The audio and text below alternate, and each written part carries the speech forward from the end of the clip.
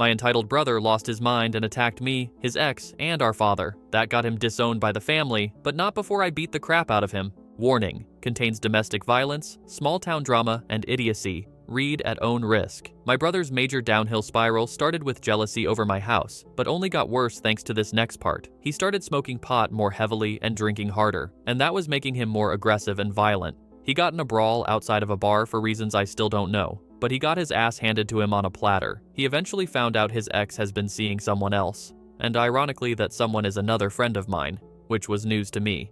But it's not like he wasn't around my brother's ex a fair bit. They're both fairly social people, and were also friends for years. Once the secret was out, he confessed to me it wasn't planned. But my brother's ex Sarah, fake name, and my friend just clicked one day about a year ago. This sort of thing can only happen in a town like ours. I admit, Sarah is very beautiful, but I've always seen her as a big sister figure ever since she started dating my brother in high school, so I never thought of getting with her myself. She kept her new boyfriend a secret for some time. I didn't even know until someone else spilled the beans, and the word traveled. When my brother found out, that was the last he could mentally take. My brother was hoping for years that Sarah would take him back, but no such luck there. When he lost his mind over the fact my friend was dating Sarah, he started hunting for the poor guy. My friend is not a fighter, and a self-described beanpole, so that's what I'll call him. Sarah seems to like Beanpole because he's everything my brother is not. He isn't really a brave person, and came to me when he found out my brother was looking for him. He has a rather distinctively painted car, so it's easy to spot. My brother caught wind Beanpole was at my place and came roaring his truck down the street. When my brother showed up to my house, he started screaming and banging on my door because he wanted to kick Beanpole's ass. And when I refused to let him in, he attacked me. We had a redneck brawl right there in my front lawn. I want to say I won, but the fight only stopped when one of my friend tenants yelled he was going to call the cops. I sucker punched my brother while he was distracted and told him to never come back to my house again. And if he ever tried to hurt Beanpole again, I'd make sure he'd up in the hospital with 2 broken legs. This was backed by the other friends Cheers tenants I had there. My brother is an idiot, but even he knew that pissing off my entire friend group was not a good idea. So he picked himself up off the ground and started leaving. But he clearly looked like he wanted to do something to my truck because he stopped and just stood there staring at it with his hands in his pockets like he was debating scratching the paint with his keys. I yelled at him that I have CCTV, but then he turned around, pulled his pants partway down, and started rubbing his ass directly onto my truck's passenger side door. Then he forced out a nasty fart and said he sharted a little, and laughed like a nut bar when he took off. I immediately got the hose. I'm just glad I didn't leave windows open or doors unlocked. Otherwise, he'd have done far worse. And the smell of what he did was pretty much what you'd think. Everyone already knew Sarah was never going to take him back. She avoided dating for years because my brother is so unhinged that she knew he'd do something like this. That's why she and her new boyfriend kept it secret. I went to ice my bruises and call Sarah, but my brother was already calling and texting her. Over and over again, he wouldn't stop. He was begging she break up with her boyfriend and take him back. He even said he wanted to marry her and move to the Northwest. Not sure why he specified that part of the US.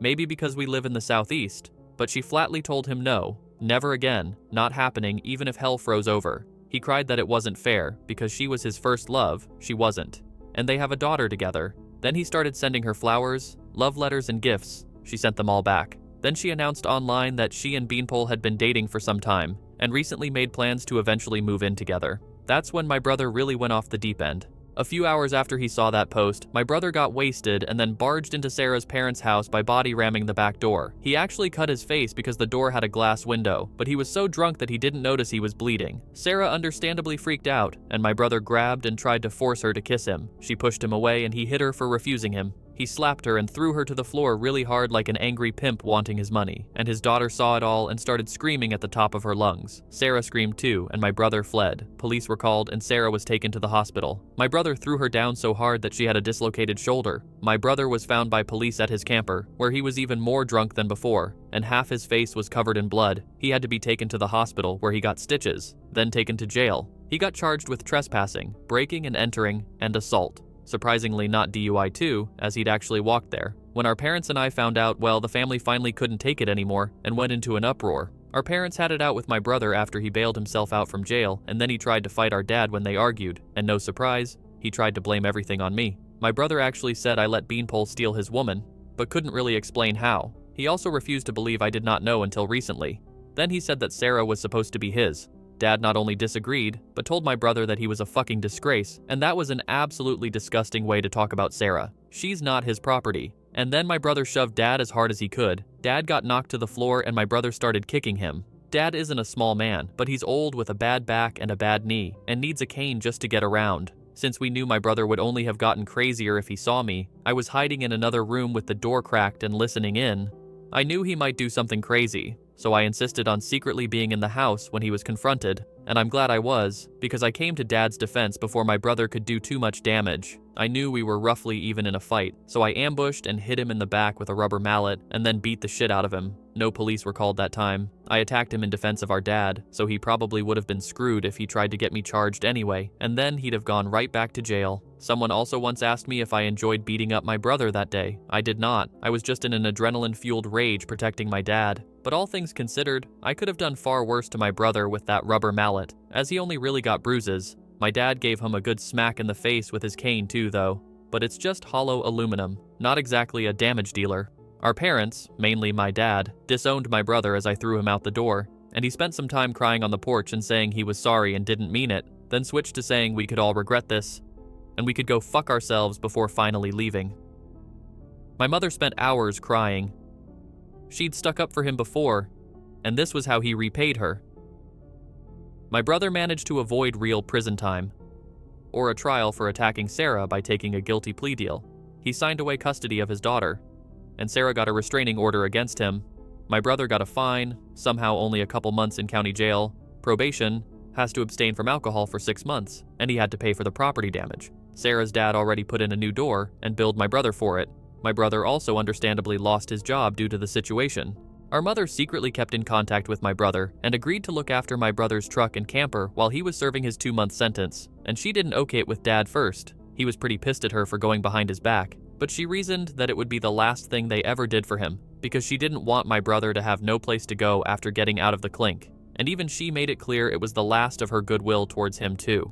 Once my brother got out of jail, Mom drove his truck and camper to a store to meet him and gave him back the keys. She told me there was barely a word of thanks from him, mostly just grunts when she tried to get him to talk to her. Dad said he still looked like an ungrateful sod. After that, my brother lived wherever he could park his camper for a while, until one of his remaining friends somehow got him a new job as a welder in another town, 40-ish miles away, that he was having to commute to with his camper for a while. But he was back every weekend. Apparently he only got the job by agreeing to work for less than what the job would normally pay, so he could move there permanently as soon as he got the okay from his probation officer, which said officer didn't make easy, I heard. I don't know the red tape of it, but he managed to pull it off. He can't leave the state, but he could still move to another county, it seems. He's probably renting a space in a trailer park right now or something, and maybe he's back to doing his side hustle of hauling trash for people. Before leaving town, my brother showed up outside my house to give me the double middle finger and dance around like a monkey while cursing at me in the street when he knew I was watching from the window. I guess it was his stupid way of trying to get in a last laugh without breaking the law or something. But then I got an idea. I've heard plenty of people say to kill with kindness, so I tried it in my own way. I grabbed an unopened bottle of my favorite honey whiskey from the pantry because I know my brother really loves that stuff too. Then I went outside and walked right up to him and shoved the bottle into his hands.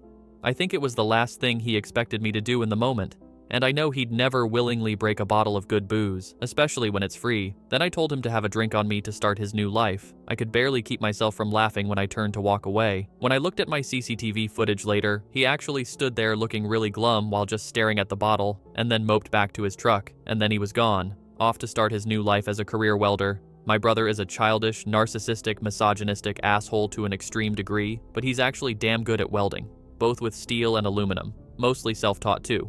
It's practically his only real talent. He's even done basic forging and auto body work. I've seen him do shit with scrap metal I wish I could, but that's the only real compliment I can still say about him. Maybe he'll make a decent new life and career for himself doing metal work elsewhere. He's better off away from us, just like we're better off away from him. He deleted all his social media and I assume blocked us on everything. Not that we'd bother to contact him. One of his few remaining pothead friends in town told me my brother wants to legally change his name when his probation ends. Knowing him, he'll likely do it. Things are much more peaceful and far less dramatic without my entitled leech of a brother here. Some part of me missed him for a while, but he's just a terrible person, and the only one who's still missing him is our mother. She's still kinda broken up about it. But Dad has been unwavering that they did the right thing by disowning him. He made his own bed. Now he's lying in it. I doubt my brother will come back anytime soon. And if he does, he will not be welcome. Edit. Got home and cracked open a bag of salt and pepper pork rinds and was half expecting hundreds of comments like last time. I'm thankful it wasn't. Still, I'm also thankful to everyone who gave their support. To answer some questions I got in comments and DMS. I've got cameras inside and outside my house. Beanpole and Sarah are still dating, but they've put off moving in together for now. My niece is doing good, but says she has no daddy anymore. My brother was barely a father to her anyway. Yes, I know it was a bit much giving a known alcoholic a bottle of booze, and good booze at that, but I knew he wouldn't be able to drink it for months anyway, which is why I was trying so hard to hold back laughter when I gave it to him. Besides, he's just gonna drink like a fish on his own dime when his court-ordered sober time runs out. I'm hoping this is the last post about current antics involving my brother. Maybe I'll tell other past stories about him, or the story of my cheating ex. Still couldn't bring myself to post that. I typed it out and everything, but I guess it still ate at me because I really liked that woman. And yeah, this situation with my brother eats at me too, but he's toxic, and I'm better off without him in my life anymore.